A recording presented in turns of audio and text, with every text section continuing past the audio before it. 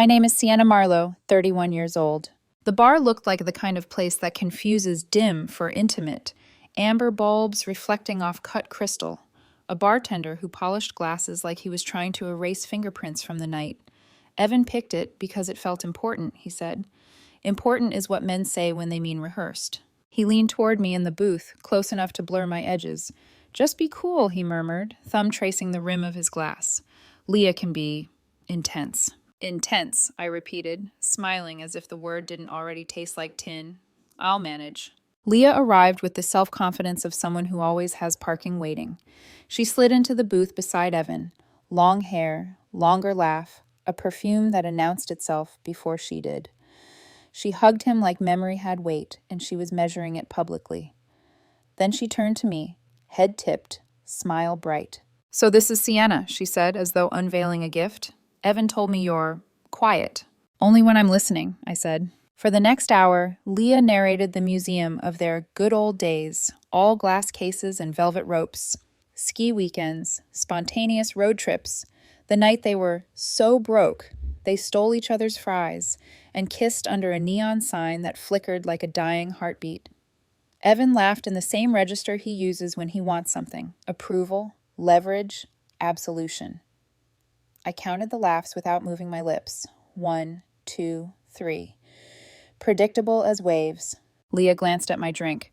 "A gin and tonic? Classic. Safe." She said safe, like a diagnosis. I swirled the ice. "Reliable," I offered. "Some of us like to know where the floor is." She grinned. "Evan never used to." "I grew up," he said, grinning back, eyes skimming me like I was a credit score. "Siena's good for me." The words landed like a backhand compliment, soft enough to applaud, hard enough to sting. Leah laughed again, not polite, not forced, delighted. She touched the cuff of his sleeve, an old habit slipping on like a sweater. Inside, jokes stacked between them like a wall I was graciously allowed to admire. I asked questions the way a good nurse draws blood, gentle, unhurried, so the vein doesn't spook. "What did you love about each other?" I asked, as if I were genuinely curious about the relics. Leah didn't glance at me to answer. She kept her gaze on Evan and let me overhear. "He was fun," she said. "Reckless, loud. He didn't apologize for taking up space." "People change," Evan said lightly. "We're adults." Leah's eyes flicked to me. "Do you miss that, though? The noise?" I held her gaze. I prefer precision. She smirked. "Sure, precision. Very safe." I smiled. The sting had already been numbed hours ago by a stronger medicine: certainty. They thought they were testing for jealousy. They didn't know they were lighting for confession. Leah pivoted to career talk, passive-aggressive boasting, delivered with the grace of a toast. Her new project, her bigger office, her latest trip to an island with a name designed to sell yachts.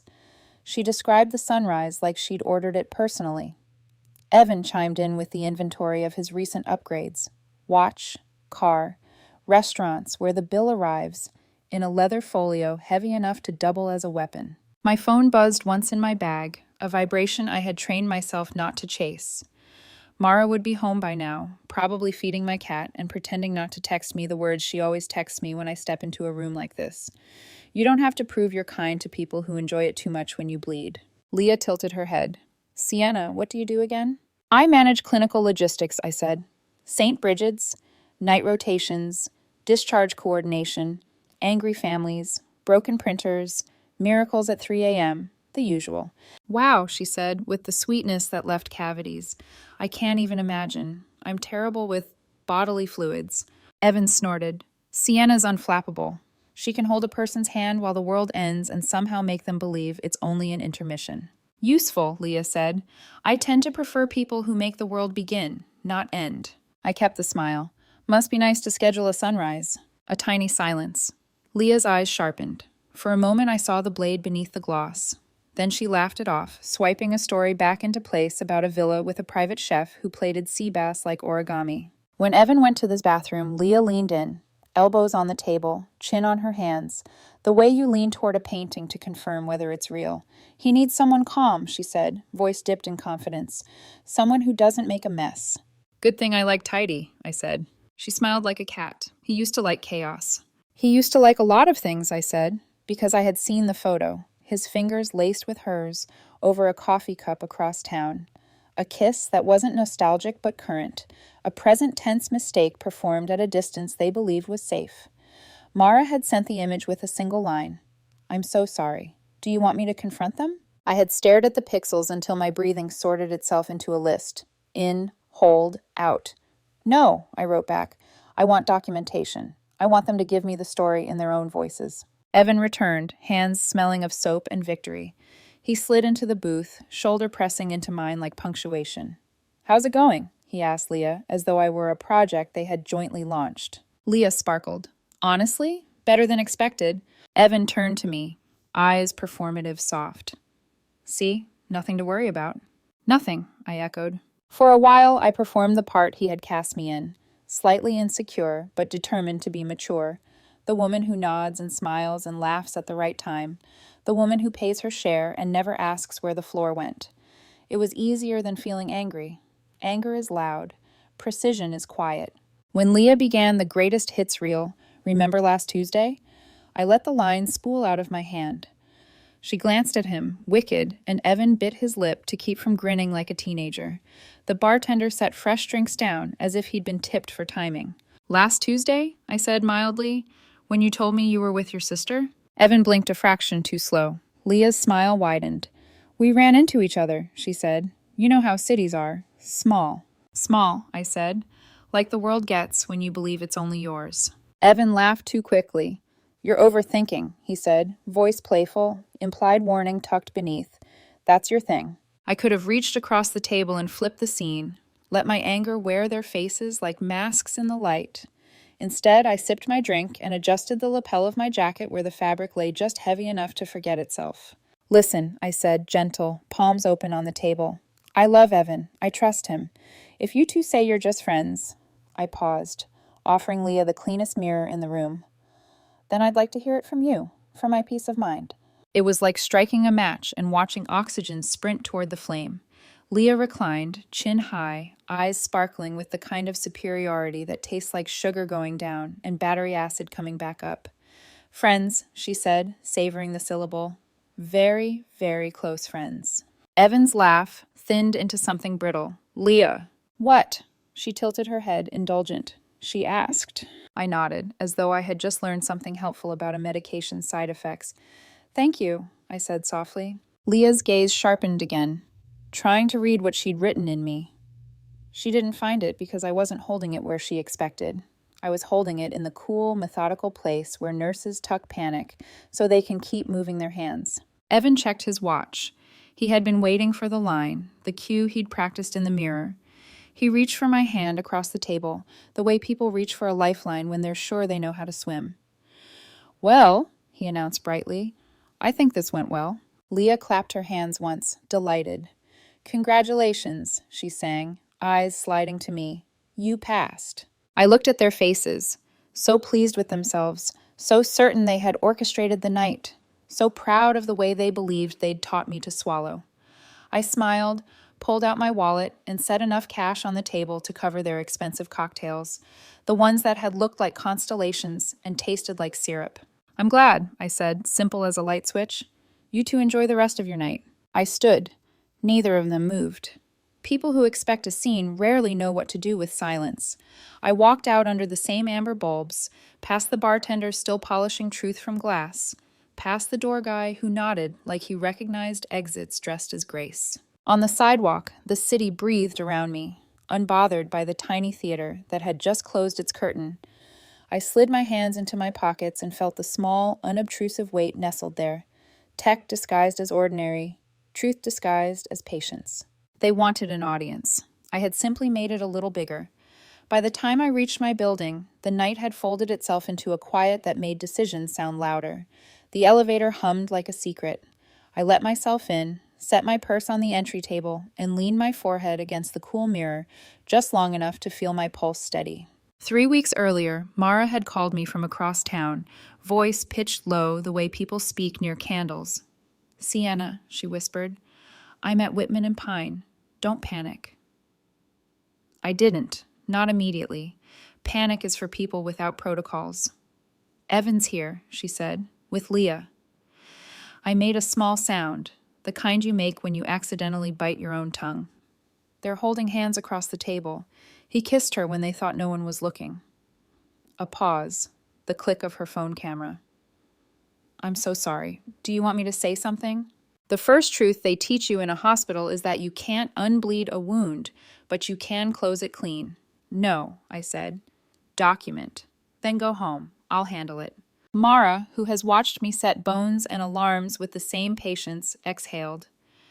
Text incoming.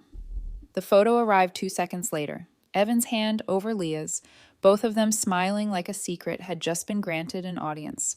My heart did not break. It filed. I stood at the kitchen sink and watched the faucet run as if water could rinse the past tense out of anything. Confrontation would have bought me tears, justifications, a bouquet of words arranged to look like an apology. Evan uses language the way salesmen use spotlights. I needed proof, not theater. So I began to lay a path made of the kinds of breadcrumbs people step on because they like the sound. I planted my first seed a few nights later. We were on the couch, some movie building an argument toward its third act piece, when his phone chimed and he flipped it face down with a guilty reflex so practiced it looked like etiquette. I let a beat pass. "Who was that?" I asked, tone just a hair too sharp. He glanced at me, satisfied, like a fisherman feeling the first tug on a line. "Just Jonah," he said casually, "from the gym." I nodded, pretending to believe a lie I'd already cataloged. The next week, he came home late from a client dinner. I let my gaze linger on the clock, then on the wrinkle in his shirt he hadn't noticed. "Long night?" I said lightly. He chuckled. "Don't start." I didn't need to. By the weekend, he'd told 2 friends I was getting a little jealous. One of them, Jess, who has never met a boundary she didn't mistake for a challenge, pulled me aside at a barbecue. "Evan's worried," she said, her concern dripping with the kind of sweetness that rots teeth. "He thinks you don't trust him." I looked appropriately chastened. "I've just been insecure lately," I murmured. "I'm working on it."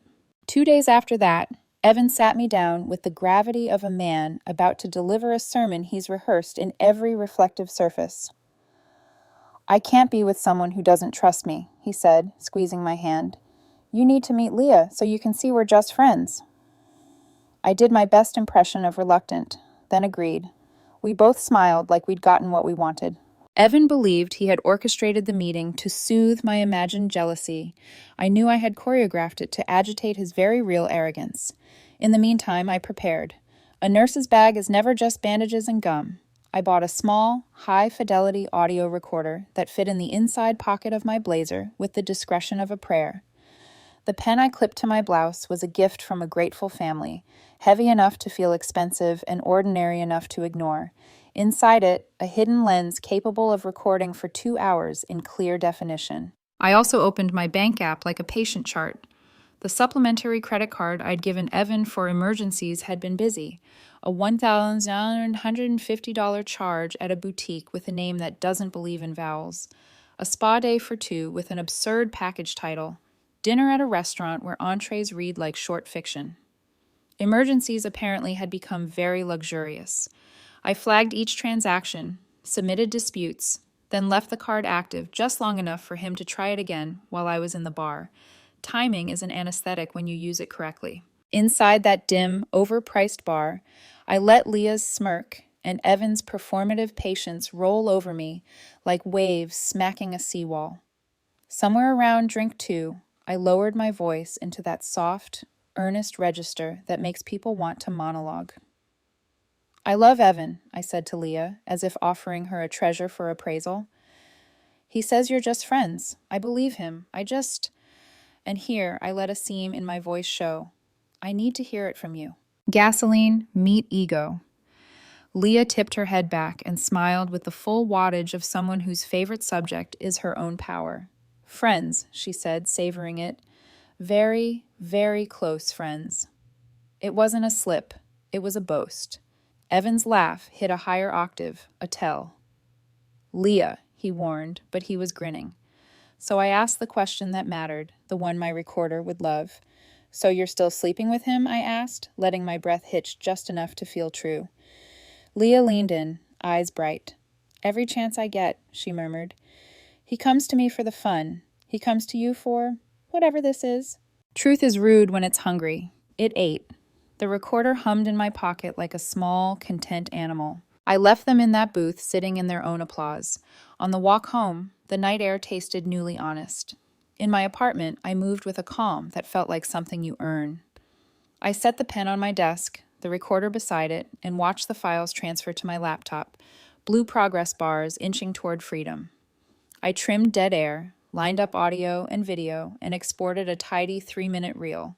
No narration, no editorial. Just their laughter, their contempt polished by ambiance, and Leah's confession as clear as if she were reciting a resume. Next, I opened my credit card portal and reported the supplementary card as stolen. The representative was sympathetic in a way that felt quietly practiced. "We'll freeze it immediately," she said. "The flagged transactions are under review." I thanked her, then turned to the closet Evan had colonized. I don't believe in ripping seams. I believe in clean cuts. Shirts, shoes, his cologne that smelled like a Navy ad. Folded, boxed, taped, labeled, Evan, bedroom, Evan, bath, Evan, merci. I stacked his life by the door and called a moving service for the next afternoon. I could have stopped there. Survival is enough for some people. But the nurse in me, who has watched consequences save lives, when applied early and accurately knew I had a further obligation to the truth. I typed Leah's full name into a professional network and found the profile curated to suggest destiny. Senior Strategy Director at Sterling Corp. Relationship status. Engaged to Caleb Sterling. A click farther, and I saw Caleb with his father, Richard Sterling, founder and CEO, man whose smile said he had never raised his voice without getting what he wanted. Leah wasn't just cheating on her fiancé, she was cheating on the boss's son, inside the company labeled with that son's last name. Arrogance may be expensive, but it is rarely discreet. I uploaded the video to a private password-protected folder. Then I drafted 2 emails. To Caleb, subject, something you deserve to know about Leah Caleb. We've never met. I'm Siena, Evan's girlfriend. I'm genuinely sorry to send this, but I believe you should be informed before you make any permanent vows. The attached video was recorded last night at Bar Gable. It contains Leah's own words and Evan's complicity. I wish you clarity and courage, whichever you choose. Siena. To Richard Sterling. Subject, confidential. Conduct of a Sterling Corp executive. Mr. Sterling, my name is Siena Marlowe. I regret that my first contact is under these circumstances.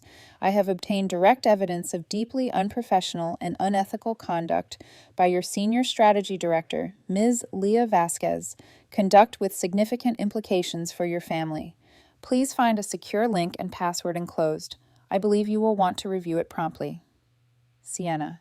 I attached the link and password, triple-checked the recipients, then scheduled both emails to send at 2:11 a.m., late enough to find them in the quiet, early enough to ripple the morning. Before bed, I changed the passcodes on my electronic locks and left a spare key with building security along with a note. Do not allow entry to Evan without me present. If he insists, call me first. They nodded. They've seen more operas than I have. I slept like someone who had finally put down a heavy object she'd convinced herself was exercise. At 6:52 a.m., my phone lit up with an unknown number. I let it ring once, twice, 3 times. Curiosity is a door with fingerprints all over it. I opened it anyway. A man's voice, ragged and high with disbelief, filled my kitchen. "Why did you do that?" he demanded, then broke. "What did you send?" He didn't introduce himself. He didn't have to. People only cry like that when an illusion has been executed in front of an audience they can't control. "Caleb?" I asked, voice flat as a sterile tray. He inhaled, shuddered. "He saw it," he said. "My father saw it." He didn't say Leah's name. He didn't need to. Some words arrived pre-labeled. "I sent the truth," I said. "I thought you'd want it before the wedding." Silence. Then the low, awful sound of a man reassembling pride from shards. "You're cruel," he whispered. "No," I said and meant it. "Just precise." He hung up. I set my phone face down and made coffee the way I do before a night shift. Strong, honest, undeservedly comforting. At 9:03, my bank app pinged. Attempted charge declined. At 9:14, an email from HR at Sterling with the bland violence of corporate language. We acknowledge receipt. At 9:27, another unknown number blinked insistently, then again, then again. I didn't answer.